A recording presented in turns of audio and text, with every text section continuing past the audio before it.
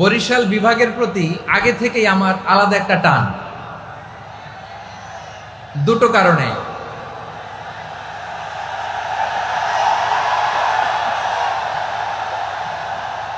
আলহামদুলিল্লাহ, আলহামদুলিল্লাহ, মাশাআল্লাহ। এই গণজোয়ারকে আল্লাহ তাআলা ইসলামের পক্ষে কবুল করে নিক। এই প্রাণ ঢালা উচ্ছ্বাস, ভালোবাসা, এটা কোরআনের জন্য, ইসলামের জন্য, ঠিক কিনা বলেন? কোনো অপশক্তি এই গণজোয়ারকে ঠেকাতে পারবে না, কারণ যে ভালোবাসা আল্লাহর জন্য হয় সেটাকে ঠেকানো যায় না, ঠিক কিনা বলেন?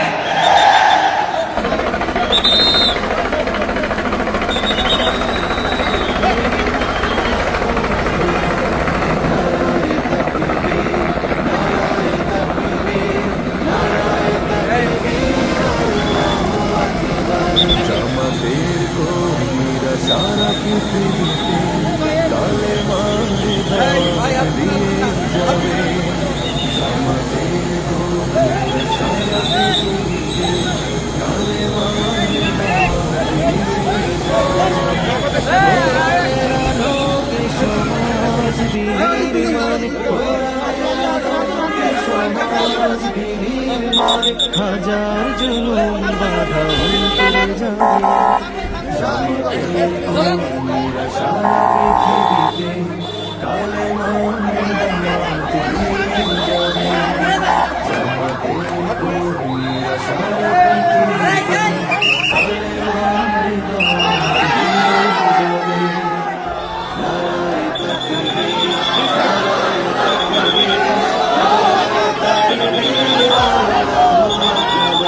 জামাতের কর্মীরা সারা পৃথিবীতে কালেমার দাওয়াত দিয়ে যাবে। জামাতের কর্মীরা সারা পৃথিবীতে কালেমার দাওয়াত দিয়ে যাবে। কোরআনের আলোকে সমাজ বিনির্মাণ, কোরআনের আলোকে সমাজ বিনির্মাণ, হাজার জুলুম বাধা অন্তরে যাবে। কর্মীরা সারা পৃথিবীতে কালেমার দাওয়াত দিয়ে যাবে। বিশেষ দুটি কারণে বরিশাল বিভাগের প্রতি আমার আলাদা একটা ভালো লাগা। এর কারণ, এই অঞ্চলে আলেম ওলামা বেশি, ঠিক কিনা বলেন? আজকের এই প্রোগ্রামে অনেক কওমি মাদ্রাসার মুহতামিম সাহেবরা এসেছেন, আমি শুনেছি। আলিয়া মাদ্রাসার প্রিন্সিপাল হুজুররা এসেছেন, খতিব সাহেবরা এসেছেন, ইমাম সাহেবরা এসেছেন, মুয়াজ্জিন সাহেবরা এসেছেন। এই বিভাগে আলেম ওলামা বেশি। তার প্রমাণ, এখানে এই বরিশালের ভেতরে আছে সারসিনা দরবার, ঠিক কিনা বলেন? অনেক হাক্কানি একটা দরবার। সারসিনার মরহুম পীর সাহেব হুজুরের খেদমত করেছি আমি অনেকবার, সুযোগ হয়েছিল আমার ছাত্র জামানায়। তো ওনাদের মাদ্রাসা কেন্দ্রিক অনেক খেদমত, আলহামদুলিল্লাহ।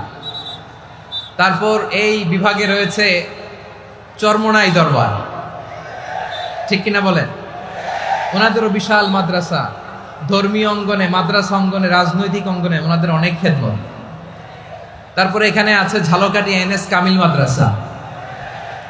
আমরা কায়েস সাহেব হুজুরের কথা শুনেছি, আল ইত্তেহাদ মা আল ইখতিলাফ, মতবিরোধের সাথে ঐক্য, অসাধারণ কথা। তো এই সমস্ত বড় বড় আল্লাহওয়ালাদের আগমন এই ভূখণ্ডে হওয়ার কারণে এখানে ধর্মীয় বিশৃঙ্খলা, মারামারি কম, আছে ঐক্য, ঠিক কিনা বলেন? বরিশাল বিভাগের প্রতি আমার বিশেষ ভালোবাসার এটা একটা কারণ। দুই নম্বর কারণ হচ্ছে, আমি ঢাকাতে যে মাদ্রাসায় পড়াশোনা করেছি, দারুন নাজাত সিদ্দিকিয়া কামিল মাদ্রাসা, আমার মাদ্রাসার শিক্ষক মন্ডলীর অধিকাংশ হচ্ছে এই বরিশালের, আলহামদুলিল্লাহ। আমাদের শ্রদ্ধেয় প্রিন্সিপাল হুজুর আখম আবু বকর সিদ্দিক হাফিজাহুল্লাহ ওয়া রাআহ, উনি এলাকার সহ পুরো দারুন নাজাত মাদ্রাসার অধিকাংশ আসাতাজা ইকরাম এই ভূখণ্ডের, এই অঞ্চলের হওয়ার কারণে ছোটবেলা থেকেই বরিশালের প্রতি আমার একটি ভালোবাসা।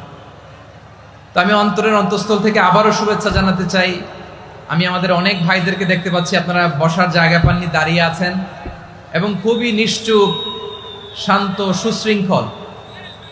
The people of Borishal, they are very smart, alhamdulillah, মাশাআল্লাহ। এবং শ্রোতা যাদেরকে দেখতে পাচ্ছি বেশিরভাগের বয়স 15 থেকে 25।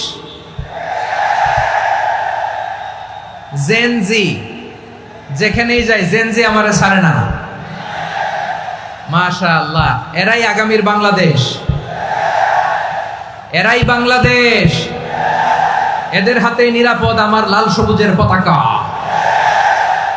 এদের হাতেই নিরাপদ আমার 56,000 বর্গ মাইলের প্রতিটি ইঞ্চি মাটি।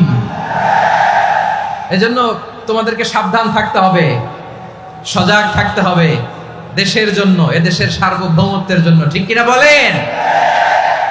আমার প্রিয় ভাইরা, আপনারা এখন যেমনি নিশ্চুপ, নীরব, very quiet and calm, discipline, I like it, I love it. শেষ পর্যন্ত আপনারা এরকম নিশ্চুপ, নীরব, নিস্তব্ধ, নিঝুম থাকবেন তো আপনারা? মাশাআল্লাহ। আমি খুব লম্বা চূড়া সময় নেব না, অনেক আলোচনা হয়েছে, আমি পাশেই ছিলাম, আমি দুপুরেই চলে এসেছি, আমি শুনছিলাম আলোচনাগুলো, অসাধারণ আলোচনা হয়েছে। আসলে আলোচনা হওয়া দরকার অল্প, ইবাদত আর আমল হওয়া দরকার বেশি। ঠিক কিনা?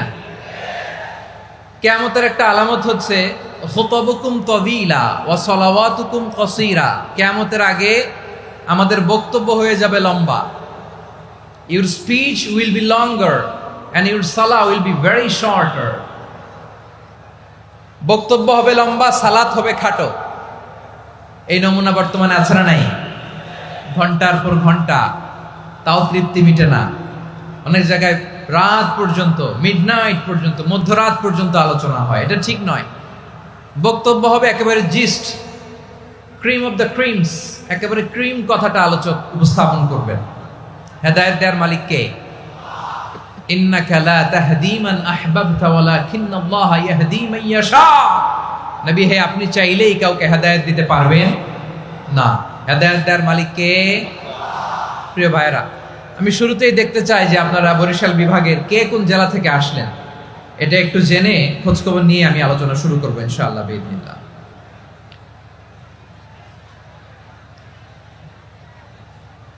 প্রিয় ভাইরা,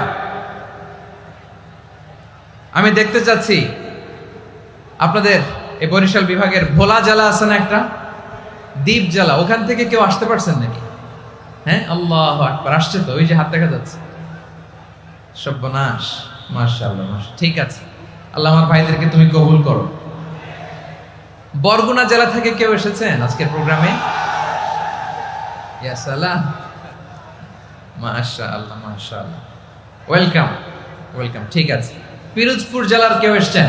পিরোজপুর জেলা থেকে মাশাআল্লাহ অনেক ভাইরা এসেছেন। ঝালকাঠি, মাশাআল্লাহ, ঝালকাঠির অনেক আসছে। তারপর বরিশাল জেলা থেকে কারা কারা এসেছেন? বরিশাল, মাশাআল্লাহ, তাবারাকাল্লাহ। এবার পটুয়াখালী জেলার কারা কারা দেখি? মাশাআল্লাহ, মাশাআল্লাহ, মাশাআল্লাহ। আল্লাহ তুমি কবুল করো, আল্লাহ তুমি কবুল করো। লিল্লাহি তাকবীর, লিল্লাহি তাকবীর, লিল্লাহি তাকবীর। হাত নামান। প্রিয় ভাইরা, আসুন আমরা কাল বিলম্ব না করে আজকের পটুয়াখালী জেলা শহরের, মাশাআল্লাহ, ওই যে লক্ষ্মীপুর থেকে আমাদের ভাই এসে প্লেকার্ড নিয়ে দাঁড়াইছে। ঠিক আছে, প্লেকার্ড দেখেছি, ফি আমানিল্লাহ। আচ্ছা, এই বরিশাল বিভাগের বাইরে থেকে কারা কারা আসছেন দেখি, কেউ আছেন কিনা? মাশাআল্লাহ, অনেক অনেক অনেক, মাশাআল্লাহ। আল্লাহ কবুল করুন, আল্লাহ কবুল করুন, ফি আমানিল্লাহ। চাঁদপুর, ঠিক আছে, ঠিক আছে, হ্যাঁ, ইলিশের বাড়ি চাঁদপুর, ঠিক আছে, মাশাআল্লাহ। বসুন, বসুন। সম্মানিত ভাইরা, আসুন আমরা মূল আলোচনার দিকে চলে যাই। আজকে আমরা যে টপিকটা নিয়ে আলোচনা করব সেটা হচ্ছে, আমরা যে জীবনে বিপদে পড়ি, আমরা বিপদে পড়লে আমাদেরকে উদ্ধার করে কে? আল্লাহ ছাড়া আমাদের বাঁচানোর কেউ আছে? উদ্ধার করার কেউ আছে? রক্ষা করার কেউ আছে? এজন্য বিপদে পড়লে আমরা চাইবো কার কাছে? আমাদের যাই দরকার হোক আমরা ফরিয়াদ করব কার কাছে? নাকি মাজারে যেয়ে চাবেন? মাজারে যেয়ে চাবেন? অনেকে তো মাজারে যেয়ে কপাল ঘষে, আছে না নাই? মাজারে যেয়ে সন্তান চায়, আছে? এই এলাকায় নাই, এই এলাকার লোকদের আকীদা খালেস আমি জানি। মাজারে যে কপাল ঘষে আর সন্তান চায়। আচ্ছা, মাজারে গেলে সন্তান পাওয়া যায়? আচ্ছা, মাজারে না গেলে যদি বাচ্চা না হতো, গরু ছাগলের যে বাচ্চা হয় ওরা কোন মাজারে মানত করে বলেন? কথা কি বুঝতেছেন? এই যে প্রতি বছর গরু ছাগল ভেড়া এগুলো যে বাচ্চা দেয়, এরা কোন মাজারে যে মানত করে? এজন্য চাইতে হবে একজনের কাছে, তিনি কে? আমার প্রিয় পটুয়াখালীবাসী, মাজার জিয়ারত করা সুন্নাহ। আমরা মাজার জিয়ারত করব, আল্লাহ ওয়ালাদের কবরে যাব, আমরা সেখানে যে সালাম দিব, দোয়া করব, নিজের জন্য করব, কবরে শুয়ে থাকা মাইয়েতের জন্য করব, পুরো মুসলিম উম্মার জন্য করব। কিন্তু কবরে যিনি শুয়ে আছে ওই বাবার কাছে সন্তান চাওয়া যাবে? চাকরি চাওয়া যাবে? সফলতা চাওয়া যাবে? সফলতা দেয় কে? সবাই বলেন নাই, আওয়াজ করে বলেন, সফলতা দেওয়ার মালিক কে? এক কথাই রব্বুল আলামিন বলেন, ওয়া ইয়ামসাসকাল্লাহু বিদুররিন ফালা কাশিফা লাহু ইল্লা হু ওয়া ইয়ুরিদকা বিখাইরিন ফালা রাদ্দা লিফাদলি ইউসিবু বিহি মান ইয়াশাউ মিন ইবাদিহি ওয়া হুয়াল গফুরুর রহিম। আল্লাহু আকবার। আল্লাহ বললেন, ওয়া ইয়ামসাসকাল্লাহু বিদুররিন ফালা কাশিফা লাহু ইল্লা হু। আল্লাহ যদি তোমাকে কোনো বিপদ স্পর্শ করায়, আল্লাহ যদি তোমারে কোনো বিপদে ফেলে দেয়, ওই বিপদ থেকে উদ্ধার করার তিনি ছাড়া আর কেউ নাই। জোরে বলেন ঠিক কিনা? তিনি যদি কোনো বিপদে ফেলেন, তিনি ছাড়া বিপদ থেকে উদ্ধার করার কেউ নাই। আর তিনি যদি তোমার প্রতি কোনো অনুগ্রহ করতে চান, ওই অনুগ্রহ ঠেকিয়ে দেওয়ার ক্ষমতাও কারো নাই। আল্লাহ যদি আপনার সফলতা দিতে চায়, পৃথিবীর কোনো শক্তি ওই সফলতাকে থামাতে পারে? এজন্য আল্লাহ বললেন, খবরদার, চিন্তা রাখিদা খালিস করে নাও। ওয়া ইয়ামসাসকাল্লাহু বিদুররিন ফালা কাশিফা লাহু ইল্লা হু। আল্লাহ বিপদে ফেললে বিপদ থেকে উদ্ধার করার কেউ থাকে না। আর আল্লাহ যদি তোমার প্রতি দয়া দেখাতে চান, অনুগ্রহ করতে চান, ওই অনুগ্রহকে প্রতিরোধ করার মতো ক্ষমতা কারো নাই। তিনি তার বান্দাদের মধ্য থেকে যাকে ইচ্ছা তাকে দেন, যত ইচ্ছা তত দেন। তিনি ক্ষমাশীল, তিনি মেহেরবান। সুবহানাল্লাহ। তিনি ক্ষমাশীল, তিনি মেহেরবান। তাহলে এই আয়াত থেকে আমরা বুঝতে পারলাম, আমরা যদি বিপদে পড়ি আমাদেরকে কেউ বাঁচাতে পারে না। আমার বাবা আমারে বাঁচাতে পারে? হ্যাঁ? আমার মা আমাকে বাঁচাতে পারে? আমার বন্ধু আমারে বাঁচাতে পারে? আমার দলের কর্মী আমাকে বাঁচাতে পারে? আমার পীর সাহেব আমারে বাঁচাতে পারে? আমার পটুয়াখালীর ভাইয়েরা খেয়াল রাখবেন, বাঁচাতে পারে এক মহান সত্তা, উদ্ধার করতে পারে এক মহান সত্তা। চিৎকার করে বলুন, তিনি কে?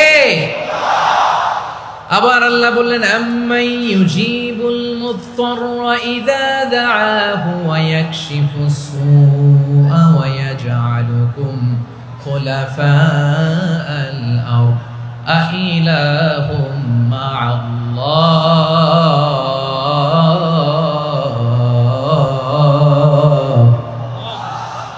ক্বালিলাম মা তাযাক্কারুন। রব্বুল আলামিন বলেন, বিপদে পড়ে কাতর কণ্ঠে চিন্তাগ্রস্ত হয়ে যখন কেউ ফরিয়াদি হয়ে আল্লাহর ডাকে হাত তোলে, তখন এই ব্যক্তির ডাকে সাড়া দেয় কে? সবাই বলুন। কাতর কণ্ঠে বিপন্ন অবস্থায় আপনি যখন কেঁদে কেঁদে হাত তুলে আপনার দুঃখের কথা জানান, আপনি যখন ডাকেন তারে, তখন আপনার ডাকে সাড়া দেয় কে? আল্লাহ বলে, আমি সাড়া দেই। তোমাদের বিপদকে মুক্ত করে দেয় কে? ওই আল্লাহর সাথে কোন উপাস্য আছে নাকি? কিন্তু খুব অল্প সংখ্যক লোকই তোমরা উপদেশ গ্রহণ করো। কথাটা কার? তাহলে বিপন্ন মানবতা যখন কাঁদে, মানুষ যখন বিপদে পড়ে নিরুপায় হয়ে ফরিয়াদ করে, তার ডাক শোনার কেউ নাই একজন ছাড়া। চিল্লায় বলেন তো, তিনি কে? এজন্য আমরা ফরিয়াদের হাত কার দিকে তুলব? প্রিয় পটুয়াখালী বলেন, ফরিয়াদের দুটো হাত আমরা কার দিকে তুলব? এবং খেয়াল রাখতে হবে, মাথার সাথে সেট করে নিতে হবে, আল্লাহ ছাড়া আমাকে উদ্ধার করার কেউ নাই। এই পৃথিবীতে কেউ আপন না। প্রিয় ভাই, বিপদে পড়লে বোঝা যায় কেউ আপন না। আপন শুধু একজন মহান সত্তা, তিনি কে? এটা কি আপনারা খেয়াল রাখতে পারবেন? হ্যাঁ, বিপদে আপদে কেউ আমাদের বাঁচাতে পারে না, তরাতে পারে না, মুক্তি দিতে পারে না, উদ্ধার করতে পারে না একমাত্র আমার প্রভু ছাড়া, আল্লাহ ছাড়া। চিল্লায় বলেন ঠিক কিনা? এবং প্রিয় পটুয়াখালীর ভাইয়েরা, মাথার সাথে এটা সেট করে নিতে হবে যে আমাদের পুরো জীবনটাই পরীক্ষা। পুরো জীবনটাই কি? The life is a test. পুরো জীবনটাই পরীক্ষা। এই জীবনে বিপদ আসবে, আপদ আসবে, পরীক্ষা আসবে, সবার জীবনে এটা থাকে। এক একজনের পরীক্ষা এক এক রকম। আমার পরীক্ষা একরকম, মাসুদ ভাইয়ের পরীক্ষা একরকম, চৌধুরী সাহেবের পরীক্ষা একরকম, আপনার পরীক্ষা একরকম, ওনার পরীক্ষা আবার আরেক রকম। পুরো পৃথিবীটাই পরীক্ষা ক্ষেত্র, সবাই পরীক্ষা দিচ্ছি, কিন্তু কারো পরীক্ষা প্রশ্নের সাথে কারোটার মিল নাই। সুবহানাল্লাহ পড়বেন না? পুরোটাই পরীক্ষা ক্ষেত্র, সবাই পরীক্ষার্থী, কিন্তু প্রশ্নপত্র একটার সাথে আরেকটা মিলে না। One doesn't match the other. একজনেরটার সাথে আরেকজনেরটা মিলে না। কাউকে আল্লাহ তাআলা ধনী বানিয়ে পরীক্ষা করেন। কি বানিয়ে? কথা কি বুঝতেছেন নাকি কষ্ট হচ্ছে? কষ্ট হচ্ছে আপনাদের? কাউকে আল্লাহ ধনী বানিয়ে পরীক্ষা করেন, আবার কাউকে আল্লাহ তাআলা গরিব বানিয়ে পরীক্ষা করেন, কাউকে আল্লাহ অসুস্থ বানিয়ে পরীক্ষা করেন। কেউ দেখবেন যে দুরারোগ্য ব্যাধিতে আক্রান্ত, ডাক্তার বলেছে আর সময় নাই, দুরারোগ্য ব্যাধি, ক্যান্সার, যার নেই কোনো অ্যান্সার, তার জন্য পরীক্ষা হচ্ছে এই রোগ। আরেক লোক দেখবেন তার আবার রোগ বালাই নাই, মাশাআল্লাহ, তাকে আল্লাহ তাআলা আর্থিক দৈন্যতা, দারিদ্রতা দিয়ে পরীক্ষা করছেন। এরকম আছে না নাই? টাকা পয়সা নাই, দিন আনে দিন খায়, যা আছে তাতে চলে না, এটা তার জন্য পরীক্ষা। আবার আরেক শ্রেণীর লোক দেখবেন তাকে আল্লাহ অসুস্থতাও দেয় নাই, দারিদ্রতাও দেয় নাই, তার দাম্পত্য জীবনের সমস্যা আছে না নাই? স্ত্রী কথা শোনে না, অথবা ছেলে মেয়ে কথা শোনে না। তাহলে পরীক্ষা সবার জীবনে আছে, এক একজনের পরীক্ষাটা এক এক রকম। আল্লাহ তাআলা দেখতে চায় যে এই পরীক্ষার সময় আমরা কিরকম রেসপন্স করি, how to deal with the test, কিভাবে এই বিপদ আপদ পরীক্ষাগুলোকে আমরা হ্যান্ডেল করব, ডিল করব, এটা হচ্ছে আজকের আলোচনার বিষয়। বুঝতে পেরেছেন সবাই আমার প্রিয় ভাইয়েরা? তাহলে পরীক্ষাময় আমাদের জীবন, আপদ পরীক্ষা, এটা মানুষের পিছু ছাড়ে না। সবার জীবনে পরীক্ষা আছে। নবীদের জীবনেও পরীক্ষা ছিল। সাহাবারা জিজ্ঞেস করেছেন, ইয়া রাসূলুল্লাহ, আইয়ুন নাসি আশাদ্দু বালাআন ফিদ দুনিয়া, এই দুনিয়ার বুকে কাদের পরীক্ষা সবচেয়ে বেশি? বিশ্বনবী বলেছেন, আল আম্বিয়া। এই পৃথিবীতে সবচেয়ে বেশি পরীক্ষা আল্লাহ তাআলা নিয়ে থাকেন নবীদের। কাদের? নবীদের। সুম্মাল আমসাল ফাল আমসাল, এরপরে নবীদের পরের স্তরে যারা, তাদের পরীক্ষা। এরপরে তাদের পরের স্তরে যারা, তাদের পরীক্ষা। সিদ্দিকিনদের, শুহাদাদের, সালেহিনদের, আল্লাহওয়ালাদের। যার ঈমান যত মজবুত, তার জীবনে পরীক্ষাও তত বেশি। চিল্লায় বলেন ঠিক কিনা? তাহলে মুমিনরা, বিশ্বাসীরা, আমরা কি পরীক্ষা বিপদ আপদে ভয় পাই? হ্যাঁ, বিপদ দেখলে ভয় লাগে আপনাদের? ভয় লাগে? হ্যাঁ, না, মুমিনরা বিপদে ভয় পায় না, তারা হতাশ হয় না, সুবহানাল্লাহ, তারা নিরাশ হয় না। বিশ্বাসীরা হাল ছেড়ে দেয় না, তারা ভরসা রাখে একজনের উপর। চিল্লায় বলতে হবে তিনি কে? কারণ মুমিন জানে the grief isn't permanent, the test isn't permanent, the struggle in our life isn't permanent. আমাদের জীবনের দুঃখ, কষ্ট, স্ট্রাগল, এগুলো পার্মানেন্ট নয়। after every difficulties there is an ease. সব কষ্টের পরেই একটা সুখ আছে না নাই? রব্বুল আলামিন বলেন, ফা ইন্না মাআল উসরি ইউসরা, ইন্না মাআল উসরি ইউসরা, ভয় পেও না, চিন্তা করো না, কষ্টের সাথেই আমি রেখে দিয়েছি স্বস্তি। সুবহানাল্লাহ বলেন। মুমিন জীবনে বিপদ যত বেশি, কষ্ট যত বেশি, তার সামনে সফলতা তার চেয়েও বেশি। ঠিক কিনা বলেন? কারণ বিশ্বাসীরা জানে রাত্রি যত গভীর হয়, সুবহে সাদিকের সময় তত আগাতে থাকে। গর্ভবতী নারীর পেটের ব্যথা যত বাড়তে থাকে, ঘরে নতুন মেহমান আগমনের সময় ঘনাতে থাকে। মুমিনদের উপর বিপদ, অত্যাচার, আপদ, পরীক্ষা যত বাড়তে থাকে, কালেমার পতাকা উড্ডয়নের সময় কাছে আসতে থাকে। বিশ্বাসীদের এগুলো হিসাব মিলানো অনেক আগে, এগুলো অনেক আগে হিসাব মিলানো। দুঃখের আধার শেষে সুখের আলো মিটি মিটি হাসে। চিল্লায় বলেন ঠিক কিনা? দুঃখ যত বেশি, পরীক্ষা যত বেশি, কষ্ট যত বেশি, সুখের সময় তত কাছাকাছি চিল্লায় বলতে হবে ঠিক কিনা? এজন্য মুমিন জীবনে পরীক্ষা বেশি, মুমিনদের হতাশা নাই, মুমিনরা নিরাশ হয় না, হতাশ হয় কাফিররা। মুমিনরা কখনো হাল ছেড়ে দেয় না, মুমিনরা ভরসা রাখে একজনের উপর, তিনি কে? তাহলে আমার প্রিয় পটুয়াখালীবাসী, বিপদ থাকবে, পরীক্ষা থাকবে, এই বিপদ থেকে আমাদেরকে উদ্ধার করবেন একজন, তিনি কে? আমরা শুধু আল্লাহর উপরই ভরসা রাখবো। রাজি আছেন তো? চাইবো একজন সত্তার কাছে, আওয়াজ করে বলুন তিনি কে? একজন সত্তার কাছে চাইবে। বিশ্বনবী ওনার চাচাতো ভাই আব্দুল্লাহ ইবনে আব্বাস রাদিয়াল্লাহু তাআলা আনহুকে বললেন, ইয়া আব্দুল্লাহ ইবনে আব্বাস, হে আব্দুল্লাহ ইবনে আব্বাস, ইদা সাআলতা ফাসআলিল্লাহ, যখন চাইবে আল্লাহর কাছে যাও। ও আব্দুল্লাহ, যখন চাইবা আল্লাহর কাছে চাও। ওয়া ইদা ইসতাআনতা ফাসতাইন বিল্লাহ, যখন সাহায্য চাইবা আল্লাহর কাছে ফরিয়াদ করো। জেনে রেখো ও আব্দুল্লাহ, ওয়া'লাম আন্নাল উম্মাতা লাউ ইজতামাআত আলা আন ইয়ানফাউকা বিশাইইন লাম ইয়ানফাউকা ইল্লা বিশাইইন ক্বাদ কাতাবাহু আল্লাহু লাক।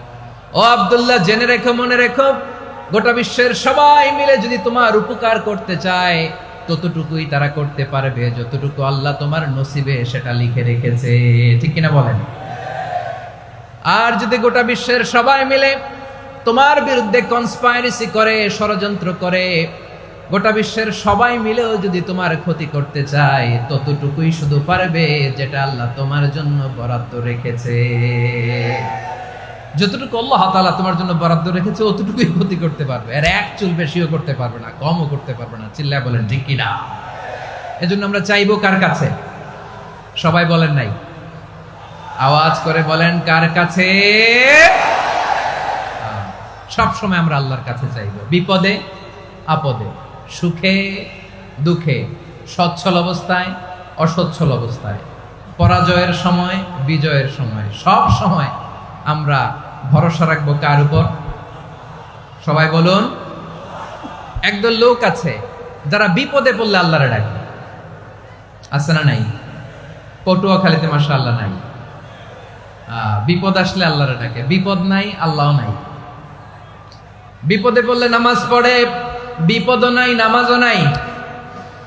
বিপদে পড়লে জিকির করে, বিপদ যখন চলে যায় ওদের জিকিরও বন্ধ হয়ে যায়। এরকম আছে না নাই?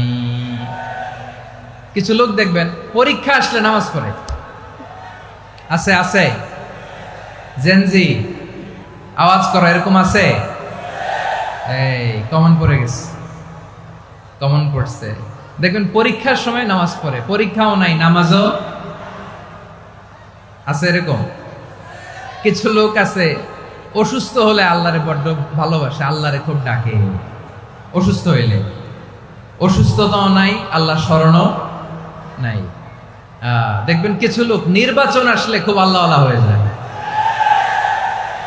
তখন দেখবেন মাথার মধ্যে হেজাব লাগায়, পাঞ্জাবি লাগায়, আল্লাহওয়ালা হয়ে যায়। নির্বাচনও নাই, এরপরে আল্লাহর কথাও নাই। আছে না নাই?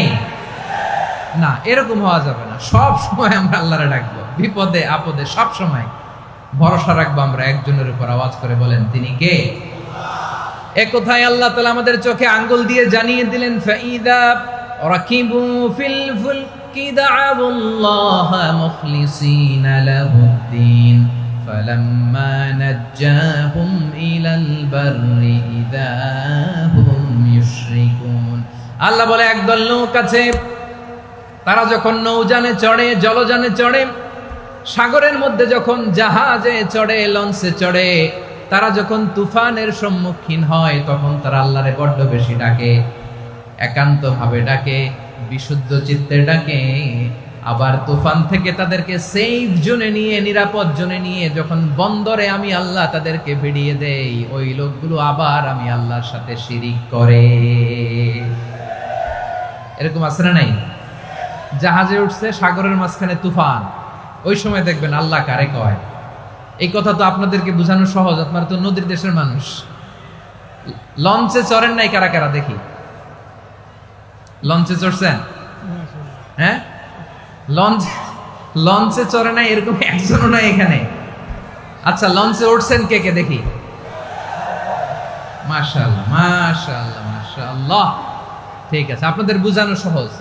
আচ্ছা, লঞ্চে উঠে তুফানের সম্মুখীন হয়েছেন, জলোচ্ছ্বাস সবাই, মাশাআল্লাহ। তো এই ওয়াজ তো আপনাদের মুখস্থ, ঠিক কিনা বলেন? আমার বলার দরকার নাই, বলেন। মাঝ নদী, তুফান, জলোচ্ছ্বাস, জলের মধ্যে উচ্ছ্বাস, ঢেউ, টর্নেডো, সাইক্লোন, মেঘের ঘনঘটা, পরিবেশ ঘুটঘুটে অন্ধকার, লঞ্চ একবার এদিকে আরেকবার ওইদিকে, ভিতরে কি অবস্থা হয় বলেন তো? হ্যাঁ, তখন মুসলিম আল্লাহর ডাকে, হিন্দু আল্লাহর ডাকে, ঠিক কিনা বলেন? আস্তিক আল্লাহর ডাকে, নাস্তিক আল্লাহর ডাকে, ঠিক কিনা? লঞ্চের ভেতর, স্টিমারের ভেতর কান্নারে রোল পড়ে যায়, চিৎকারের রোল পড়ে যায়, সবার মুখ দিয়ে শুধু একটা আওয়াজ, লা ইলাহা লা ইলাহা লা ইলাহা সুবহানাল্লাহ আলহামদুলিল্লাহ লা ইলাহা। আল্লাহ নামের জিকির করবে যারা, আল্লাহর কাছে প্রিয় তারা, আল্লাহর কাছে প্রিয় যারা, জান্নাতে প্রবেশ করবে তারা, জোরে লা ইলাহা লা ইলাহা ইল্লাল্লাহ লা ইলাহা ইল্লাল্লাহ মুহাম্মাদুর রাসূলুল্লাহ সাল্লাল্লাহু আলাইহি ওয়াসাল্লাম। আমার প্রিয় পটুয়াখালীবাসী, তাহলে লঞ্চের ভেতরে যখন আমরা তুফানের মধ্যে পড়ি, তখন সবাই মিলে আমরা একটা নামের জিকির করি। নামটা কার? মুসলমানেরাও ডাকে, হিন্দুরাও ডাকে, আস্তিকও ডাকে, নাস্তিকও ডাকে, সবাই ডাকে একজনকে, তিনি কে? আবার দেখবেন ওই আল্লাহ তুফানের পরে, ঝড়ের পরে ওই লঞ্চটাকে যখন সদর ঘাটে ফিরিয়ে দেয়, আবার আমরা নাফরমানি শুরু করে দেই। সে কোথায়? আল্লাহ বললেন, ফাইদা রাকিবু ফিল ফুলকি দা'আউল্লাহ মুখলিসিনা লাহুদ্দিন ফালাম্মা নাজ্জাহুম ইলাল বাররি ইযা হুম ইউশরিকুন। সাগরে যখন তুফানে পড়ে আমি আল্লাহর ডাকে, আবার আমি আল্লাহ যখন বাঁচিয়ে দেই, আবার আমি আল্লাহর সাথে শিরিক শুরু করে। আমরা কি এরকম হতে চাই নাকি? এরকম করবেন? হ্যাঁ না, আমরা তুফানে পড়লেও আল্লাহরে ডাকি, আবার বাঁচায় দেওয়ার পরেও ডাকি কারে? আল্লাহকেই ডাকি। বিমানের মধ্যে মাঝে মাঝে দেখবেন যে এয়ার টার্বুলেন্স হয়, জানেন? এয়ার টার্বুলেন্স জানেন তো? মাঝে মাঝে বিমানটা বাউন্সিং করে, বাম্পি, ভেরি বাম্পি ওয়েদার। শোনেন নাই? 40,000 ফিট উপরে যখন থাকে, তখন পাইলট মাঝে মাঝে বলে, dear passengers, ladies and gentleman, right now we are flying 40,000 feet above the ground and we are passing very air turbulence, very heavy air turbulence right now. Please fasten your seat belt. দেখবেন মাঝে মাঝে বলে যে, ভদ্র মহিলা, ভদ্র মহোদয়গণ, আমরা 40,000 ফিট উপর দিয়ে যাচ্ছি আর এয়ার টার্বুলেন্স ফেস করছি, মেহেরবানি করে আল্লাহর রাস্তে সিট বেল্ট বাঁধুন। তখন বিমানটা এরকম বাউন্সিং করে, শেকিং করে। আপনারা মুখোমুখি হয়েছেন? ইদানিং এই এয়ার টার্বুলেন্স বেড়ে গিয়েছে। গত বছর আমার ইন্টারন্যাশনাল অনেকগুলো ফ্লাইট ছিল, তো আমি দেখলাম যে আগের ফ্লাইটগুলোর তুলনায় এখন এয়ার টার্বুলেন্স খুব বেশি। আমি একটু রিসার্চ করে দেখলাম, ক্লাইমেট চেঞ্জের কারণে, জলবায়ু পরিবর্তনের কারণে আকাশের বাতাসের মুভমেন্টে পরিবর্তন হয়েছে, ফলে এখন বিমান শেকিং করে বেশি, বাউন্সিং, বাম্পি ওয়েদার। তো বলেন তো, 40,000 ফিট উপরে যখন আপনি, কয় হাজার ফিট? সবাই বলুন, কয় হাজার ফিট? 40,000 ফিট উপরে যখন আপনি, তখন যখন বিমানটা এরকম বাউন্সিং করে, সবাই যখন ভমিটিং করে বিমান নষ্ট করে দেয়, বমি করে, তখন বাঁচানোর কে আছে আল্লাহ ছাড়া? কেউ আছে? ওই মুহূর্তেও সবাই মিলে একজনের ডাকে আওয়াজ করে বলেন, তিনি কে?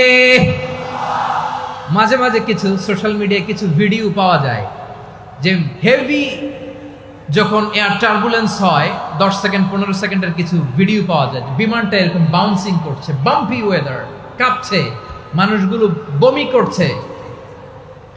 অক্সিজেন মাস্কগুলো সব ঝুলে পড়েছে, বিমানটা শুধু কাঁপছে।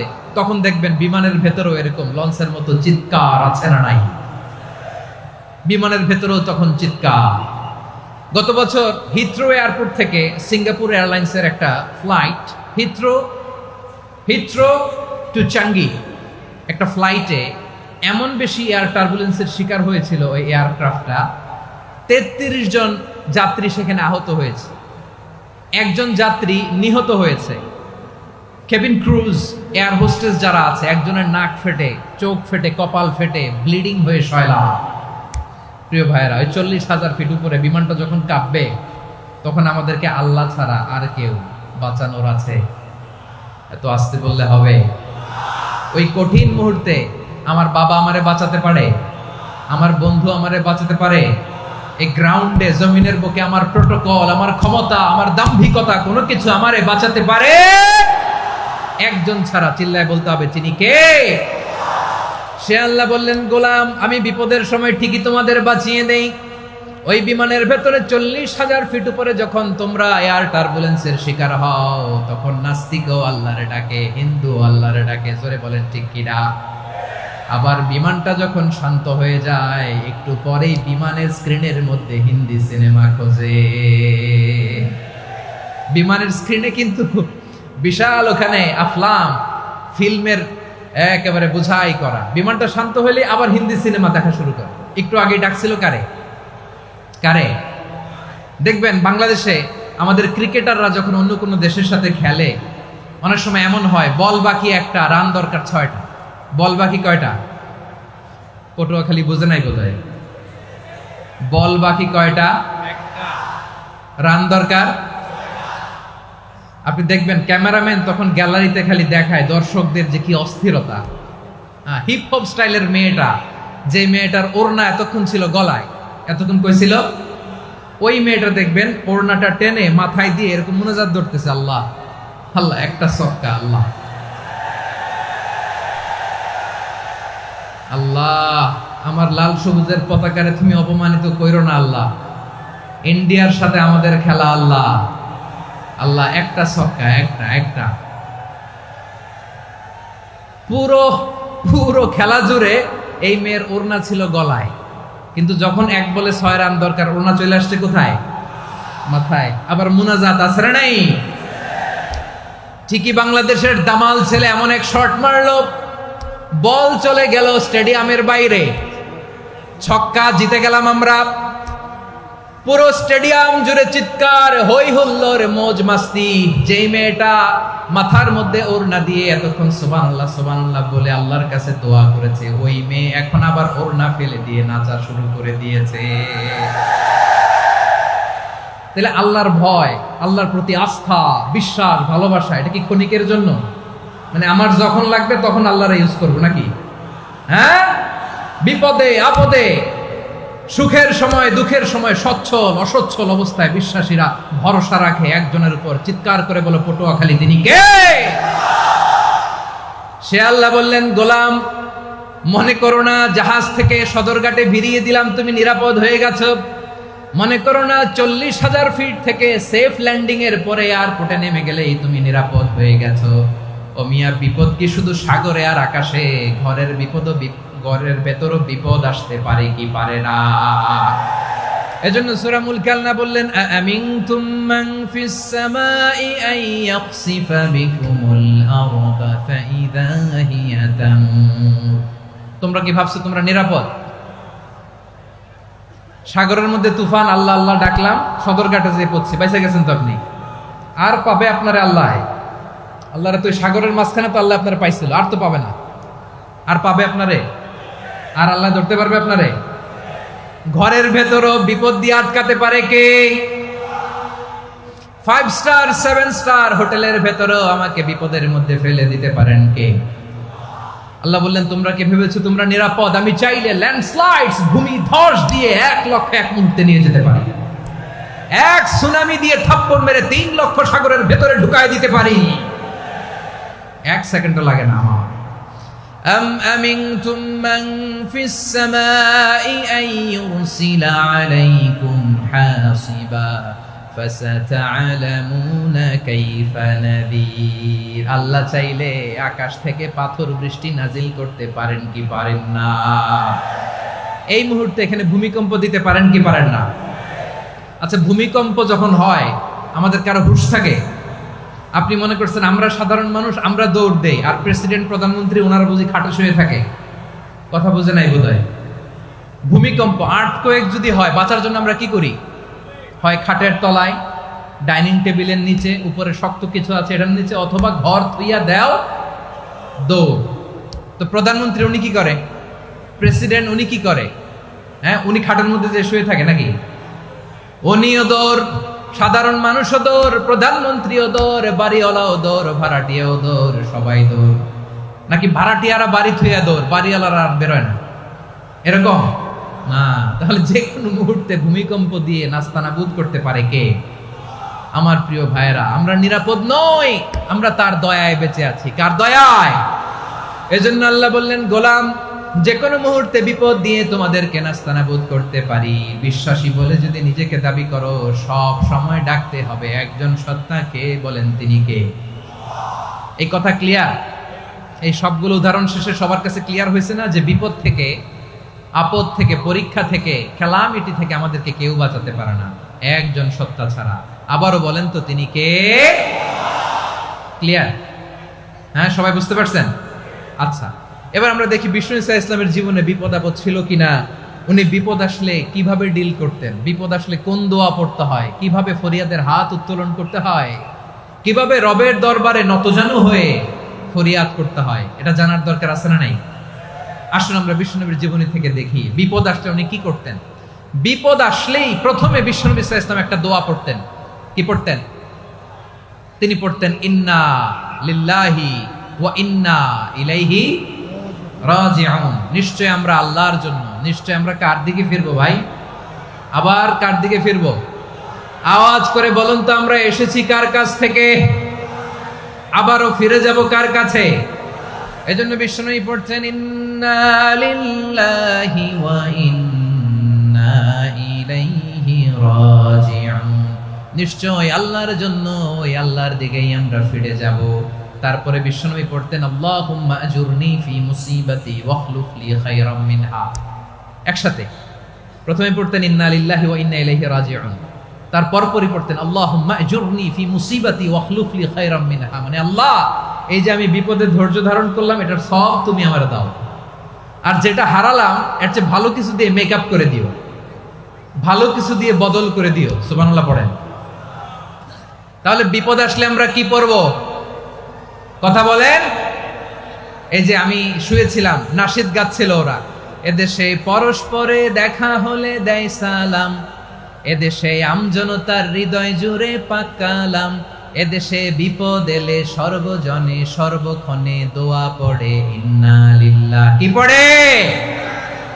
সুবহানাল্লাহ সুবহানাল্লাহ সুবহানাল্লাহ সুবহানাল্লাহ। এদেশে আজান শুনে সূর্য ওঠে শহর গ্রামে, এদেশে আজান শুনে সূর্য ডুবে সন্ধ্যা নামে, এদেশে সকল কাজে সবাই বলে বিসমিল্লাহ, এদেশে ভালো কিছু দেখে শুনে হাসি মুখে সবাই বলে মাশাআল্লাহ। সুবহানাল্লাহ পড়েন।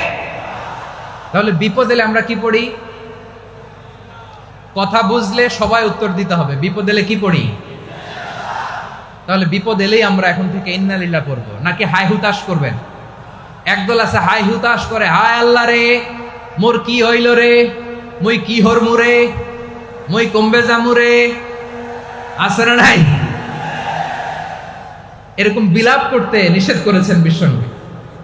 কি করব, কই যাব, কি হবে, হায় হায়, এরকম হাহুতাশ আছে না নাই? বিশ্বাসীরা হাহুতাশ করে না, তারা ইন্না লিল্লাহ পড়ে। কি পড়ে মনে থাকবে? আমরা পড়বো ইন্না লিল্লাহি ওয়া ইন্না ইলাইহি রাজিউন। নিশ্চয়ই আমরা আল্লাহর জন্য, আমরা আল্লাহর দিকেই ফিরে যাব। এরপর পড়বো আল্লাহুম্মা আজুরনি ফি মুসিবাতি ওয়াখলুফ লি খায়রাম মিনহা। আল্লাহ, আমি যে বিপদে ধৈর্য ধারণ করলাম এটার সওয়াব দিও, আর যা হারালাম তার চেয়ে ভালো কিছু দিয়ে বদল করে দিও। সুবহানাল্লাহ পড়েন। বিশ্ব নবীর হাদিস শুনলেন উম্মে সালামা রাদিয়াল্লাহু তাআলা আনহা। ওনার স্বামী হলো আবু সালামা। মজার ঘটনা খেয়াল করে শুনেন আমার প্রিয় কলিজার টুকরা ভাইয়েরা, কানগুলো খরগোশের কানের মতো খাড়া করে আমার দিকে তাকান। সাইয়্যিদাতুনা উম্মে সালামা রাদিয়াল্লাহু তাআলা আনহা, ওনার স্বামীর নাম আবু সালামা। শ্রেষ্ঠ দম্পতি, শ্রেষ্ঠ ফ্যামিলি। প্রথমে হিজরত করেছিলেন হাবাসায়, পরে হিজরত করেছেন মদিনায়। উহুদ যুদ্ধের পরে ওনার স্বামী আবু সালামা ইন্তেকাল করলো, শহীদ হলো। সুবহানাল্লাহ পড়েন। যখন আবু সালামা ইন্তেকাল করলো, উম্মে সালামা রাদিয়াল্লাহু তাআলা আনহা কেঁদে কেঁদে হয়রান। আর নবীর শিখানো বাণী অনুযায়ী তিনি বারবার পড়ছিলেন ইন্না লিল্লাহ। কি পড়ছিলেন? মুই কই যামু, কি হরমু, এগুলো বলে নেই। কি বলছে? ইন্না লিল্লাহ। যেহেতু বিশ্বনবী বলেছেন কেউ যদি বিপদের প্রথম ধাক্কায় পড়ে ইন্না লিল্লাহি ওয়া ইন্না ইলাইহি রাজিউন, আল্লাহুম্মা আজুরনি ফি মুসিবাতি ওয়া আখলুফ লি খায়রাম মিনহা, তাহলে এই বিপদে যে সে যা হারালো তার চেয়ে শ্রেষ্ঠ কিছু দিয়ে আল্লাহ তার বদল দিয়ে দিবে। এই হাদিস শুনে উম্মে সালামা রাদিয়াল্লাহু তাআলা আনহা ওনার প্রাণ প্রিয় স্বামী আবু সালামার ইন্তেকালের পরে চোখের পানি ছাড়ে আর পড়ে ইন্না লিল্লাহি ওয়া ইন্না ইলাইহি রাজিউন, আল্লাহুম্মা আজুরনি ফি মুসিবাতি ওয়া আখলুফ লি খায়রাম মিনহা। বারবার এই দোয়া পড়ে চোখের পানি ছাড়ে, এই দোয়া পড়ে চোখের পানি ছাড়ে, আর মনে মনে বলে আবু সালামার মতো ভালো মানুষ মদিনাতে নাই, আবু সালামার চেয়েও ভালো মানুষ মদিনাতে নাই, তার চেয়ে ভালো মানুষ কি করে আল্লাহ তাআলা আমারে দিবে, তার চেয়ে ভালো মানুষ তো আমি মদিনাতে দেখি না। চোখের পানি দিয়ে বুক ভাসায় আর নবীর হাদিসের উপর আমল করে পড়ে ইন্না লিল্লাহি ওয়া ইন্না ইলাইহি রাজিউন, ইন্না লিল্লাহি ওয়া ইন্না ইলাইহি রাজিউন। পড়তে পড়তে চোখের পানি ছাড়ে আর চিন্তা করে বিশ্বনবী বললেন এই দোয়া পড়লে যেটা হারালাম তার চেয়ে ভালো কিছু দিয়ে আল্লাহ পুরস্কার দেয়। আবু সালামার চেয়ে ভালো মানুষ মদিনার মধ্যে আর কে হতে পারে? কি আজীব তামাশা, কি অবাক করা ঘটনা। কিছুদিন পরে দেখা গেল সাইয়্যিদুল মুরসালিন রাহমাতাল লিল আলামিন স্বয়ং বিশ্ব নবী উম্মে সালামাকে বিয়ের প্রস্তাব পাঠিয়েছে। স্বয়ং বিশ্ব নবী উম্মে সালামা রাদিয়াল্লাহু তাআলা আনহাকে বিয়ের প্রস্তাব পাঠিয়েছেন। উনি রাজি হয়ে গেলেন, বিয়ে হয়ে গেল, উনি হয়ে গেলেন উম্মুল মুমিনিন, আমাদের মা, পুরো মুসলিম উম্মার মা। চিৎকার করে বলেন আল্লাহু আকবার। তাহলে আমার প্রাণ প্রিয় ভাইয়েরা, বিপদে পড়লে আমরা পড়বো ইন্না লিল্লাহি ওয়া ইন্না ইলাইহি রাজিউন, আল্লাহুম্মা আজুরনি ফি মুসিবাতি ওয়া আখলুফ লি খায়রাম মিনহা। পড়বেন? পড়বেন না? যারা যারা বিপদ আসলে এই দোয়াটা পড়বেন এখন থেকে আওয়াজ করে ইনশাআল্লাহ বলেন। যা হারাইছেন তার চেয়ে শ্রেষ্ঠ জিনিস দিয়ে বদলা দিবে কে? বিশ্বাস হয়? একটু সন্দেহ লাগে মনে হয়, একটু সন্দেহ আছে। যাদের বিশ্বাস হবে তাদের কি আল্লাহ উত্তম বদলা দেবে।